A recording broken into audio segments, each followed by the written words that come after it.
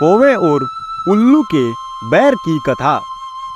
एक बार हंस, तोता, बगुला, कोयल, चातक, कबूतर, उल्लू आदि सब पक्षियों ने सभा करके यह सलाह की कि उनका राजा वैन्त्य केवल वासुदेव की भक्ति में लगा रहता है, व्याधों से उनकी रक्षा का कोई उपाय नहीं करता। इसलिए पक्षियों का कोई अन्य राजा चुन लिया जाए। कई दिनों की बैठक के बाद सबने एक सम्मति से सुंदर उल्लू को राजा चुना। अभिषेक की तैयारियां होने लगी। विविध तीर्थों से पवित्र जल मंगाया गया। सिंहासन पर रत्न जड़े गए, स्वर्ण घट भरे गए। मंगल पाठ शुरू हो गया। ब्राह्मणों ने वेद पाठ शुरू कर दिया। नर्तकियों ने नृत्य की तैयारियां कर ली।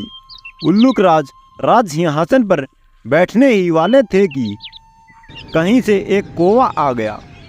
कौवे ने सोचा, यह समारोह कैसा, यह उत्सव किस लिए?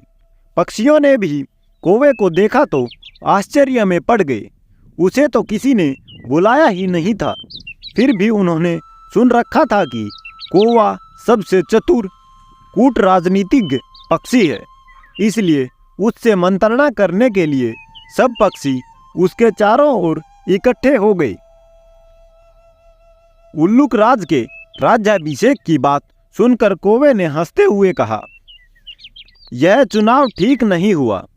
मोर, हंस, कोयल, सारस, चक्रवाक, शुक आदि सुंदर पक्षियों के रहते दिवांध उल्लू और टेढ़ी नाक वाले अप्रियदर्शी पक्षी को राजा बनाना उचित नहीं है।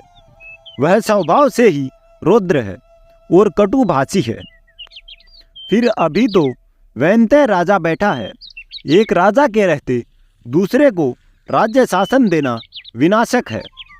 पृथ्वी पर एक ही सूर्य होता है, वही अपनी आभा से सारे संसार को प्रकाशित कर देता है। एक से अधिक सूर्य होने पर प्रलय हो जाती है। प्रलय में बहुत से सूर्य निकल जाते हैं।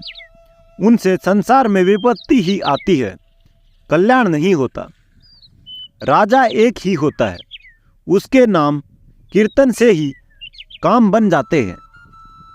यदि तुम उल्लू जैसे नीच, आलसी, कायर, व्यसनी और पीठ पीछे कटुभाषी पक्षी को राजा बनाओगे तो नष्ट हो जाएगा। कौवे की बात सुनकर सब पक्षी उल्लू को राजमुकुट पहनाए बिना चले गए। केवल अभिषेक की प्रतीक्षा करता हुआ उल्लू, उसकी मित्र क्रिकालिका और कौवा रह गए।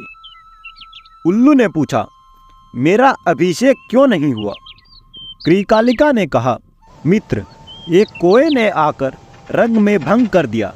से सब पक्षी उड़कर चले गए हैं, केवल वह कौवा ही यहाँ बैठा है। तब उल्लू ने कौवे से कहा, दुष्ट कौवे, मैंने तेरा क्या बिगाड़ा था जो तूने मेरे कार्य में विघ्न डाल दिया? आज से मेरा तेरा वंश परंपरागत वैर रहेगा। यह कहकर उल्लू वहां से चला गया। कौवा बहुत चिंतित हुआ, वहीं बैठा रहा। उसने सोचा, मैंने अकारण ही उल्लू से वैर मोल ले लिया। दूसरे के मामलों में हस्तक्षेप करना और कटु सत्य कहना भी दुखप्रद होता है। यही सोचता सोचता वह कौवा वहां से चला गया।